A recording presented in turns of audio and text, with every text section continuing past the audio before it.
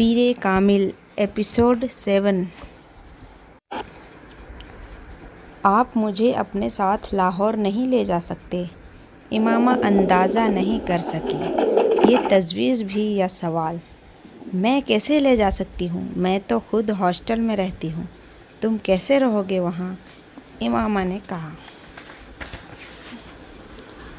شاد cycle چلاتے ہوئے کچھ سوچنے لگا، پھر اس نے کہا تو پھر آپ جلدی یہاں آیا کریں۔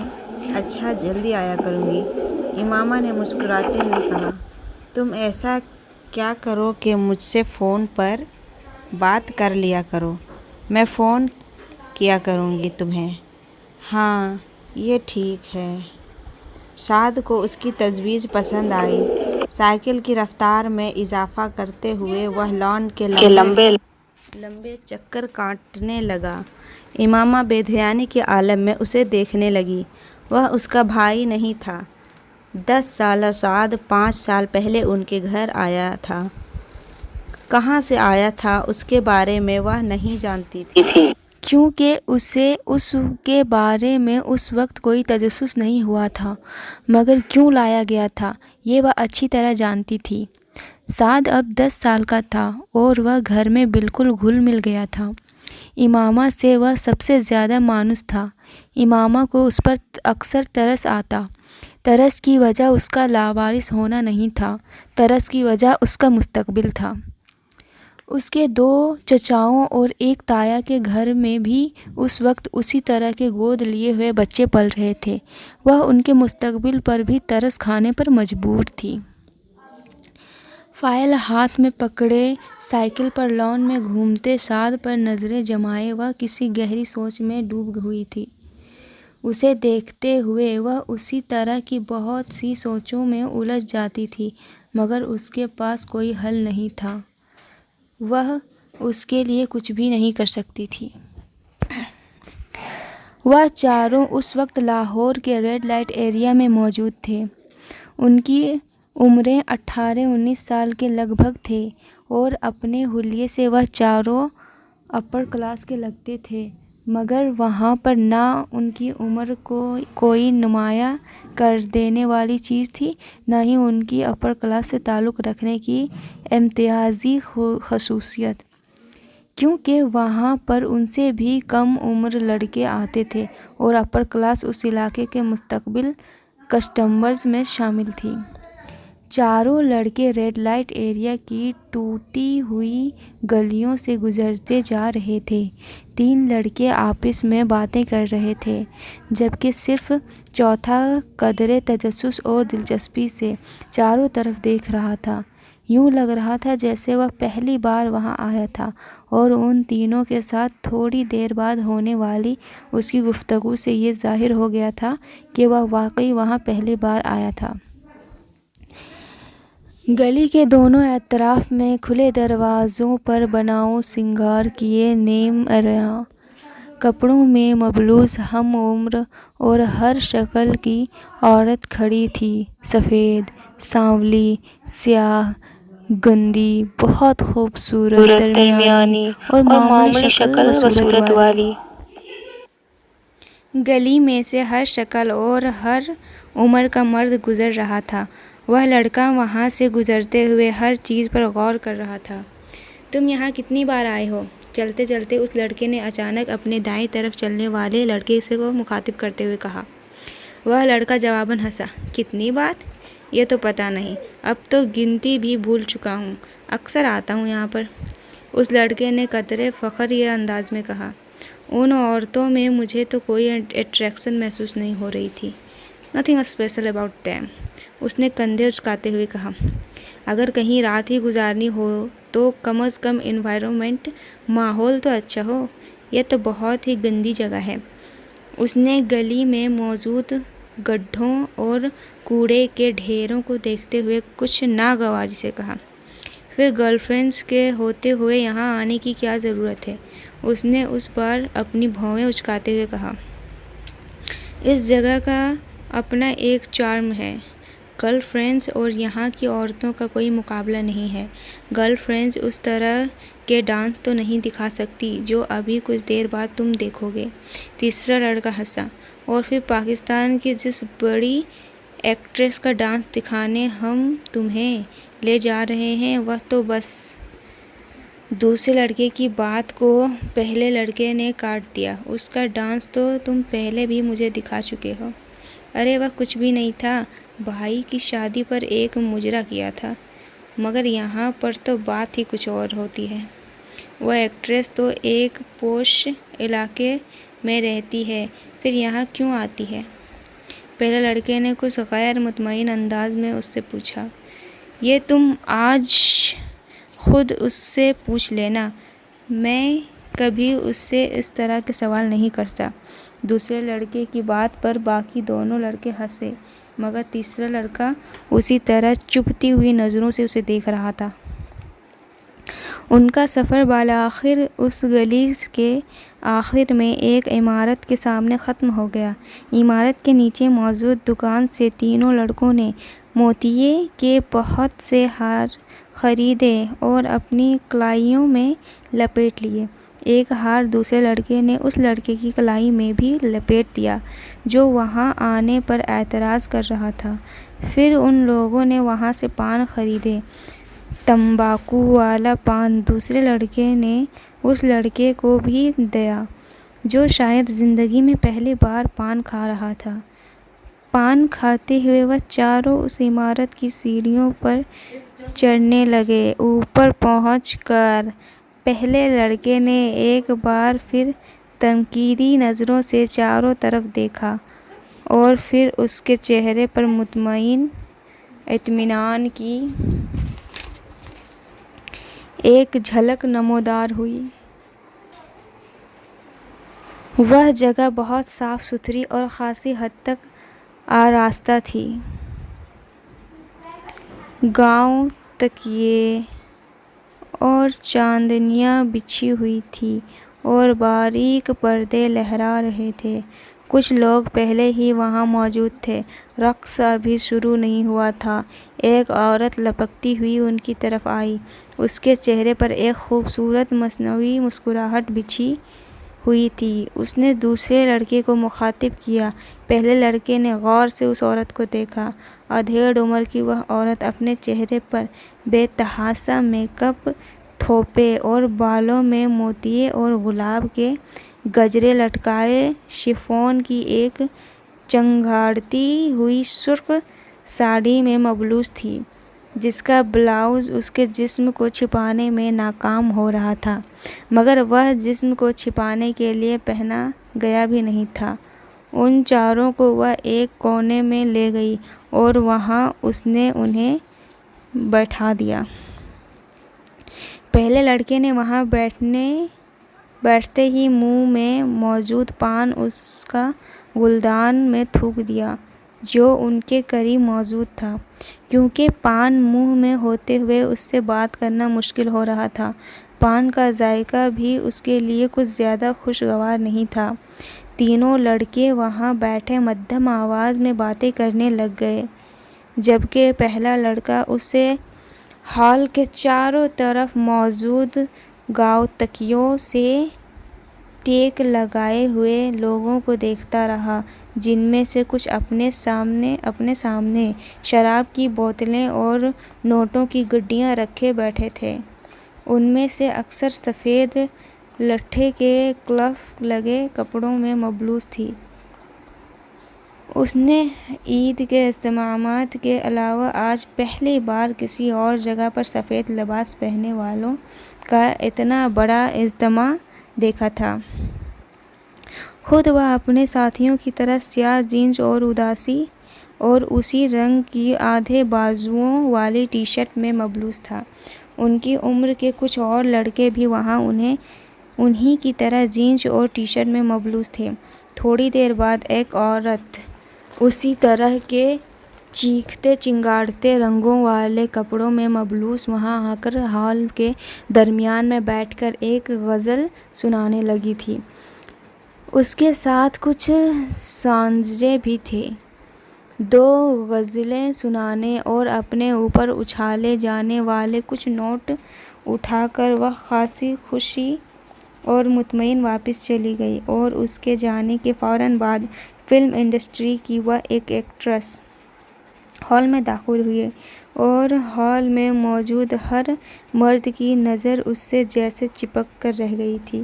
اس نے ہال میں باری باری چاروں طرف گھوم کر ہر ایک کو سر کے اشارے سے خوش آمدید کہا تھا۔ شاندروں کو اس بار کسی تکلیف کا سامنا نہیں کرنا پڑا تھا۔ کیسٹ پلیئرز پر باری باری چند مظاہرے انگیز گانے لگائے گئے تھے، جن پر اس عورت نے اپنا رقص پیش کرنا شروع کر دیا تھا، اور کچھ دیر پہلے کی خاموشی ایک دم ختم ہو گئی تھی۔ چاروں طرف موجود مرد اس عورت کو دو تحسس پیش کرنے کے ساتھ ساتھ شراب نوشی میں مصروف تھے۔ ان میں سے کچھ جو زیادہ جوش میں آ رہے تھے وہ اٹھ کر اس ایکٹریس کے ساتھ ڈانس میں مصروف ہو جاتے ہیں۔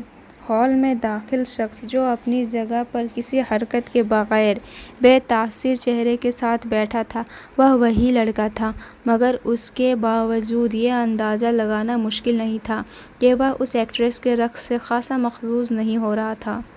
تقریباً 2 گھنٹے کے بعد جب اس ایکٹریس نے اپنا رقص ختم کیا تو وہاں موجود آدھے سے زیادہ مرد اتنا غافل ہو چکے تھے۔ واپس گھر جانا کے لیے زیادہ مسئلہ اس لیے نہیں تھا کیونکہ ان میں سے کوئی بھی گھر جانے کا ارادہ نہیں رکھتا تھا، وہ سب وہاں رات گزارنے آئے تھے۔ ان چاروں نے بھی رات وہاں گزاری۔ اگلے دن وہاں سے واپسی پر گاڑی میں اس دوسرے لڑکے نے جمائھی لیتے ہوئے پہلے سے پوچھا، جو اس وقت لاپرواہی سے گاڑی سے باہر دیکھنے میں مصروف تھا۔ کیسا رہا یہ تجربہ؟ اچھا تھا، پہلے لڑکے نے کندھے اچکاتے ہوئے کہا۔ بس اچھا تھا اور کچھ نہیں؟ تم بھی بس؟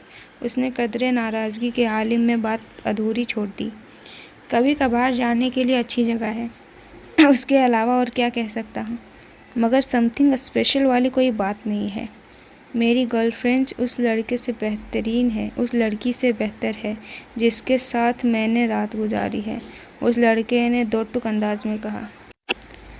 ڈائننگ ٹیبل پر ہاشم مبین کی پوری فیملی موجود تھی۔ کھانا کھاتے ہوئے وہ سب آپس میں خوش گپیوں میں مصروف تھے۔ موضوع گفتگو اس وقت امامہ تھی، جو اس ویکینڈ پر بھی اسلام آباد میں موجود تھی۔ بابا، آپ نے یہ بات نوٹ کی کہ امامہ دن بدن سنجیدہ سے سنجیدہ ہوتی جا رہی ہے؟ وسیم نے قدرے چھیڑنے والے انداز میں امامہ کی طرف دیکھتے ہوئے کہا۔ ہاں، یہ تو میں بھی پچھلے کئی ماہ سے نوٹ کر رہا ہوں۔ ہاشم مبین نے وسیم کی بات پر بڑی بیٹی کے چہرے کو دیکھتے ہوئے کہا۔ امامہ نے چاولوں کا چمچہ منہ میں رکھتے ہوئے وسیم کو گھورا۔ کیوں امامہ، کوئی مسئلہ ہے؟ بابا یہ بڑی فضول کی باتیں کرتا ہے اور آپ بھی خواہ مخواہ اس کی باتوں میں آ رہے ہیں۔ میں اپنی اسٹڈیز کی وجہ سے مصروف اور سنجیدہ ہوں۔ اب ہر کوئی وسیم کی طرح نکما تو نہیں ہوتا۔ اس نے اپنے ساتھ بیٹھے وسیم کے کندھے پر کچھ ناراضی سے ہلکا ہاتھ مارتے ہوئے کہا۔ بابا، آپ ذرا اندازہ کریں، میڈیکل کے شروع کے سالوں میں اس کا یہ حال ہے تو جب یہ ڈاکٹر بن جائے گی تب اس کا کیا حال ہوگا؟ وسیم نے امامہ کی تنبیہ کی پرواہ نہ کرتے ہوئے اس کا مذاق اڑایا۔ سالوں گزر جایا کریں گے مس امامہ ہاشم کو مسکرائے ہوئے۔ ڈائننگ ٹیبل پر موجود لوگوں کے چہروں پر مسکراہٹ ڈور گئی۔ ان دونوں کے درمیان یہ نوک جھوک ہمیشہ ہی رہتی تھی۔ بہت کم موقع ایسے ہوتے تھے جب وہ دونوں اکٹھے ہوں اور ان کے درمیان آپس میں جھگڑا نہ ہو۔ مستقل بنیادوں پر ہوتے رہنے والے ان جھگڑوں کے باوجود امامہ کی سب سے زیادہ دوستی بھی وسیم کے ساتھ ہی تھی۔ اس کی وجہ شاید ان کی اوپر تلے کی پیدائش تھی۔ اور آپ تصور کریں کہ اس بار امامہ نے اسے اپنی بات مکمل کرنے نہیں دی۔ اس نے اس کے کندھے پر پوری طاقت سے مکہ مارا۔ وسیم پر کچھ زیادہ اثر نہیں ہوا۔ ہمارے گھر میں ایک ڈاکٹر کے ہاتھ میں شفا کے سوا اور کیا کیا ہو سکتا ہے؟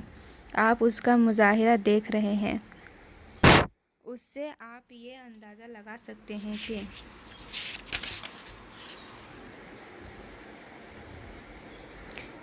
اندازہ بھی لگا سکتے ہیں کہ آج کل کے ڈاکٹرز وارڈ میں مریضوں کے ساتھ کیا سلوک کرتے ہوں گے۔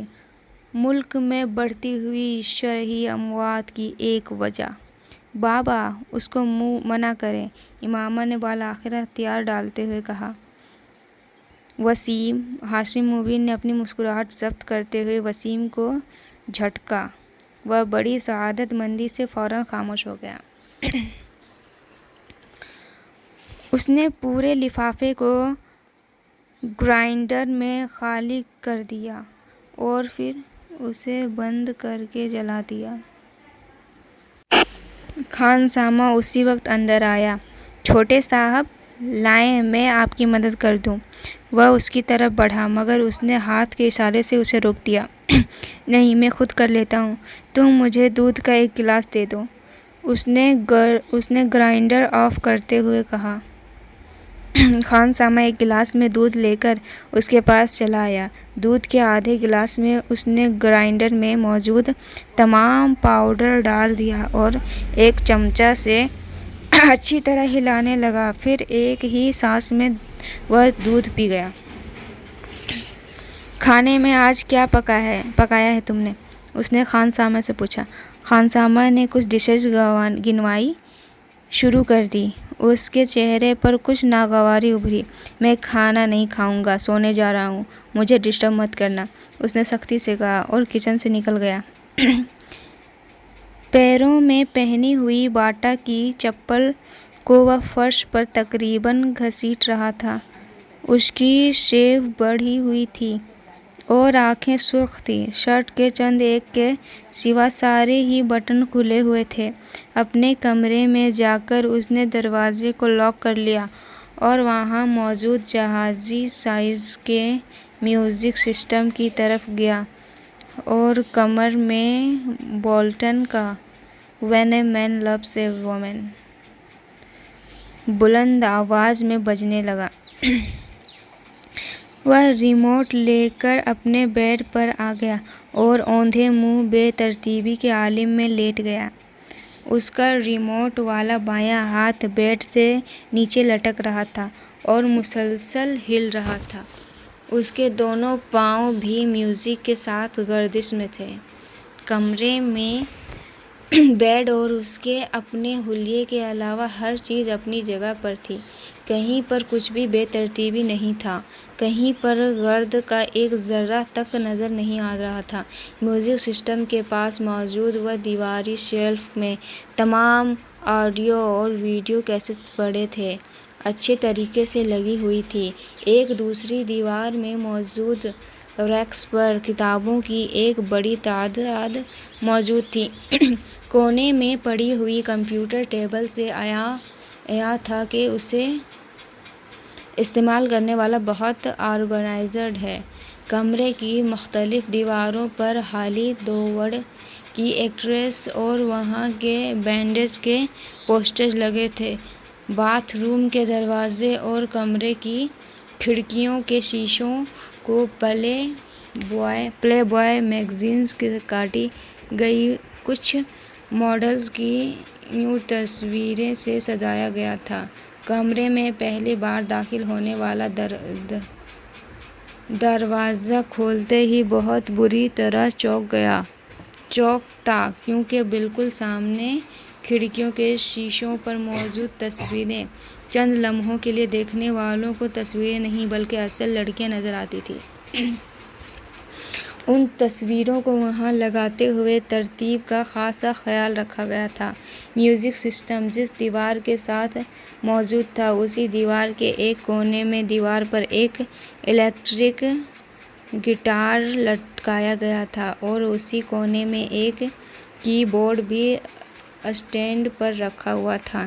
دیوار پر گٹار سے کچھ فاصلے پر پکوکولو، فلوٹ اور اوبوے بھی لٹکائے گئے تھے۔ اس کمرے میں میکین کو یقیناً میوزک سے گہری دلچسپی تھی۔ بیڈ کے بالکل سامنے والی دیوار میں موجود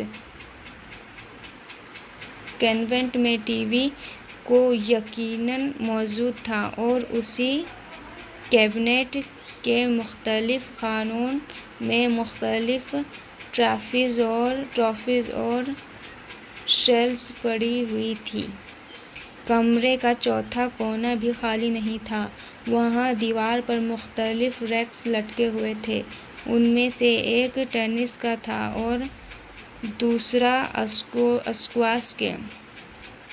ان ریکس کو دیواروں پر لٹکانے سے پہلے نیچے پوسٹرز لگائے گئے تھے اور پھر ریکٹس اس طرح لٹکائے گئے تھے کہ یوں لگتا تھا وہ ریکٹس ان کھلاڑیوں نے پکڑے ہوں۔ ٹینس کے ریکٹ کے نیچے گبریلا سیباٹینی کا پوسٹر تھا، جبکہ اسکواش کے ایک ریکٹ کے نیچے جہانگیر خان کا پوسٹر تھا، جبکہ دوسرے ریکٹ کے نیچے روڈنی مارڈن کا۔ کمرے میں واحد جگہ جہاں بے ترتیبی بھی تھی وہ ڈبل بیڈ تھا جس پر وہ لیٹا ہوا تھا۔ سلک کی بیڈ شیٹ بری طرح سلوٹ زدہ تھی اور اس پر ادھر ادھر چند پورنوگرافی کی غیر ملکی میگزین پڑے ہوئے تھے جن میں پلے بوائے نمایاں تھا۔ بیڈ پر ایک پیپر کٹر اور کاغذ کی کچھ چھوٹی چھوٹی کترنیں بھی پڑی ہوئی تھیں۔ یقیناً کچھ دیر پہلے وہ ان میگزین سے تصویریں کاٹ رہا تھا۔ چیونگم کے کچھ ریپرز بھی پڑے تھے، بیڈ پر ہی پڑے ہوئے تھے۔ ڈن ہل کا ایک پیکٹ اور لائٹر بھی اسٹرے کے ساتھ بیڈ پر ہی پڑا تھا، جبکہ سلک کی سفید چمکدار بیڈ شیٹ پر کئی جگہ ایسے نشان تھے جیسے وہاں پر سگریٹ کی راکھ بھی تھی۔ کافی کا ایک خالی مگ بھی بیڈ پر پڑا ہوا تھا اور اس کے پاس ایک ٹائی اور رسٹ واچ تھی۔ ان سب چیزوں سے کچھ فاصلے پر سرہانے پر ایک موبائل پڑا تھا جس پر یکدم کوئی کال آنے لگی تھی۔ بیڈ پر اوندھے منہ لیٹا ہوا وہ نوجوان اب شاید نیند کے عالم میں تھا، کیونکہ موبائل کی بیپ پر اس نے سر اٹھائے بغیر اپنا دایاں ہاتھ بیڈ پر ادھر ادھر پھیرتے ہوئے جیسے موبائل تلاش کرنے کی کوشش مگر موبائل اس کے ہاتھ کی رسائی سے بہت دور تھا۔ اس پر مسلسل کال آ رہی تھی۔ کچھ دیر اسی طرح ادھر ادھر ہاتھ پھیرنے کے بعد اس کا ہاتھ شاکڈ ہو گیا۔ شاید اب وہ واقعی سو چکا تھا، کیونکہ اس کے تھرکتے پیر رک چکے تھے۔ موبائل پر اب بھی کال آ رہی تھی۔ بیڈ سے باہر نکلے ہوئے اس کے بائیں ہاتھ میں پکڑا ہوا ریموٹ ایک دم سے اس کی گرفت سے نکل کر نیچے کارپیٹ پر گر پڑا۔ مائیکل بولٹن کی آواز ابھی بھی کمرے میں گونج رہی تھی، "وین اے مین لو اے مین"۔ پھر ایک دم کمرے کے دروازے پر کسی نے دستک دی اور پھر دستک کی یہ آواز بڑھتی ہی گئی۔ موبائل کی کال ختم ہو چکی تھی۔ دروازے پر دستک دینے والے ہاتھ بڑھتے گئے۔ وہ بیڈ پر اوندھے منہ بے حس و حرکت پڑا تھا۔ "ڈونٹ ٹیل می امامہ، کیا تم واقعی انگیجڈ ہو؟" زینب کو زویریہ کے انکشاف پر جیسے کرنٹ لگا۔ امامہ نے ملاطمی نظروں سے زویریہ کو دیکھا، جو پہلے اسے نہیں "مجھے دیکھ کر بتاؤ، کیا تم واقعی انگیجڈ ہو؟" زینب نے اس بار اسے کچھ جھڑکتے ہوئے کہا۔ ہاں، مگر یہ اس قدر غیر معمولی اور حیرت انگیز واقعہ تو نہیں کہ تم اس پر اس طرح ری ایکٹ کرو، امامہ نے بڑی رسانیت سے کہا۔ وہ سب لائبریری میں بیٹھی ہوئی تھی اور اپنی طرف سے حتی المقدور سرگوشیوں میں باتیں کر رہی تھی۔ مگر تمہیں ہمیں بتانا تو چاہیے تھا، آخر راز میں رکھنے کی کیا ضرورت تھی؟ اس بار رابعہ نے کہا۔ راز میں تو نہیں رکھا، بس یہ کوئی اتنا اہم واقعہ نہیں تھا کہ تمہیں بتانی، اور پھر تم لوگوں سے میری دوستی تو اب ہوئی ہے، جبکہ اس منگنی کو کئی سال گزر چکے ہیں، امامہ نے وضاحت کرتے ہوئے کہا۔ کئی سال سے کیا مراد ہے تمہاری؟ میرا مطلب ہے 2-3 سال۔ پھر بھی امامہ بتانا تو چاہیے تھا نا؟ زینب کا اعتراض ابھی بھی اپنی جگہ قائم تھا۔ امامہ نے مسکراتے ہوئے زینب کو دیکھا۔ اب کرو گی تو اور کسی کو بتاؤں یا نہ بتاؤں؟ تمہیں ضرور بتاؤں گی۔ ویری فنی، زینب نے اسے گھورتے ہوئے کہا۔ اور کچھ نہیں تو تم ہمیں کوئی تصویر وغیرہ ہی لا کر دکھا دو موصوف کی۔ ہے کون؟ نام کیا ہے؟ کیا کرتا ہے؟ رابعہ نے ہمیشہ کی طرح ایک ہی سانس میں سوال در سوال کر ڈالے۔ فرسٹ کزن ہے، اسجد نام ہے، امامہ نے رک رک کر کچھ سوچتے ہوئے کہا۔ MBA کیا ہے اس نے اور بزنس کرتا ہے۔ شکل و صورت کیسی ہے؟ اس بار زینب نے پوچھا۔ امامہ نے غور سے اس کے چہرے کو دیکھا۔ ٹھیک ہے، ٹھیک ہے، میں تم سے پوچھ رہی ہوں امامہ۔ لمبا ہے، ڈارک ہے، ہینڈسم ہے؟ اس بار امامہ مسکراتے ہوئے کچھ کہے بغیر زینب کو دیکھتی رہی۔ امامہ نے اپنی پسند سے یہ منگنی کی ہے، وہ اچھا خاصا گڈ لکنگ ہے، جویریہ نے اس بارے میں امامہ کی طرف سے جواب دیتے ہوئے کہا۔ ہاں، ہمیں اندازہ کر لینا چاہیے تھا، آخر وہ امامہ کا فرسٹ کزن ہے۔ اب امامہ تمہارا اگلا کام یہ ہے کہ تم ہمیں اس کی تصویر لا کر دکھاؤ، زینب نے کہا۔ نہیں، اس سے پہلے کا ضروری کام یہ ہے کہ تم ہمیں کچھ کھلانے پلانے لے چلو، رابعہ نے مداخلت کرتے ہوئے کہا۔ فی الحال تو یہاں سے چلیں، ہاسٹل جانا ہے مجھے۔ امامہ ایک دم اٹھ کر کھڑی ہو گئی تو وہ بھی اٹھ گئے۔ ویسے جویریہ، تم نے یہ بات پہلے کیوں نہیں بتائی؟ ساتھ چلتے ہوئے زینب نے جویریہ سے پوچھا۔ بھئی، امامہ نہیں چاہتی تھی، اس لیے میں نے کبھی اس موضوع پر بات نہیں کی، جویریہ نے معذرت خواہانہ انداز میں کہا۔ امامہ نے مڑ کر ایک بار پھر جویریہ کو گھورا، اس کی نظروں میں تنبیہ تھی۔ امامہ کیوں نہیں چاہتی تھی؟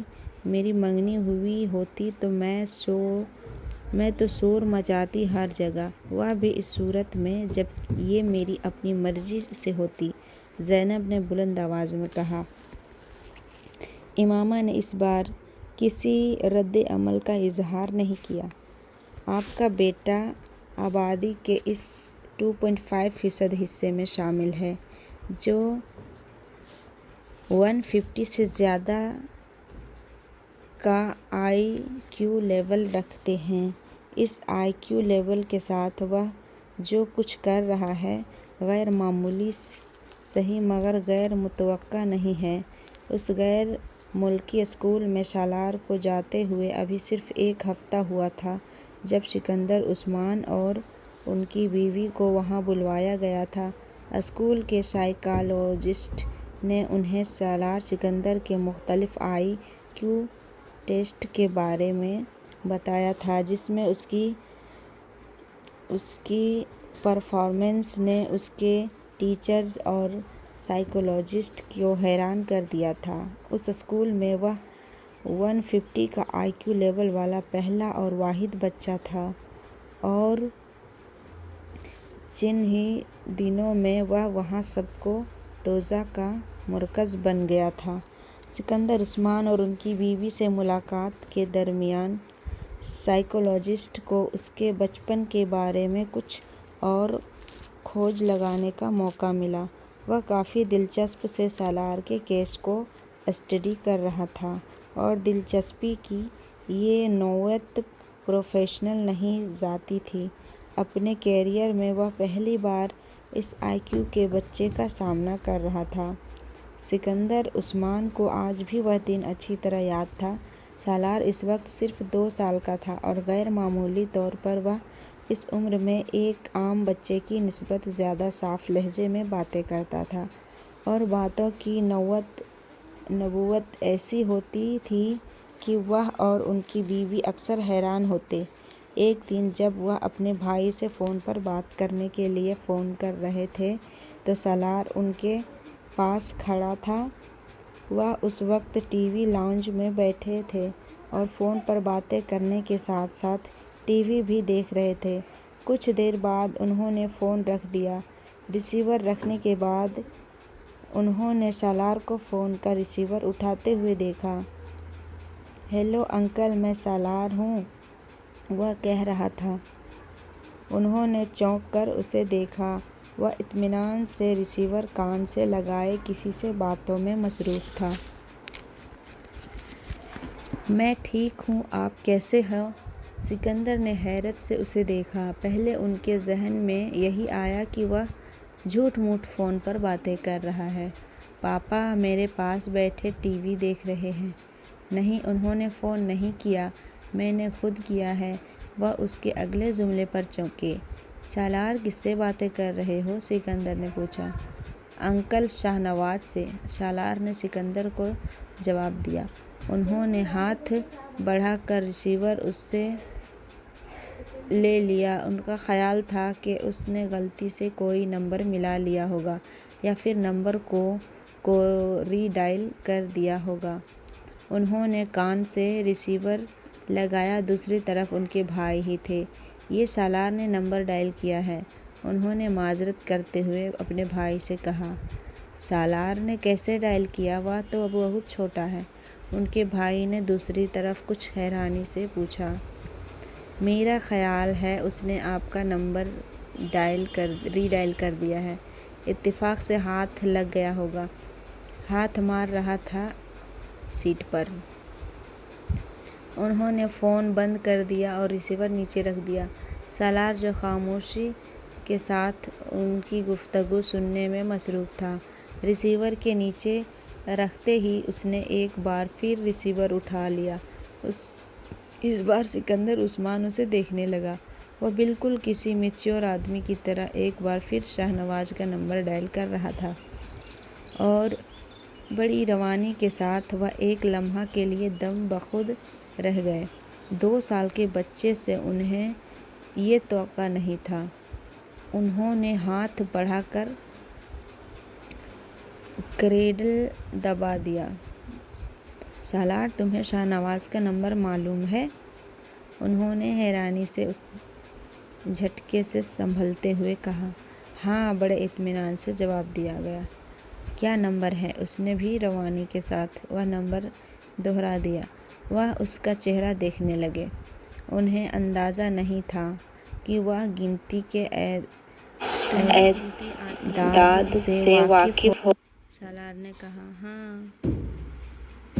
تو فرینڈز، آج اتنا ہی۔ آئی ہوپ آپ لوگوں کو کہانی بہت پسند آیا ہوگا، تو پلیز ہمارے چینل کو سبسکرائب کر کے لائک اور شیئر ضرور کریں۔ ملتے ہیں اگلی ویڈیو میں، تب تک کے لیے bye and thanks for watching.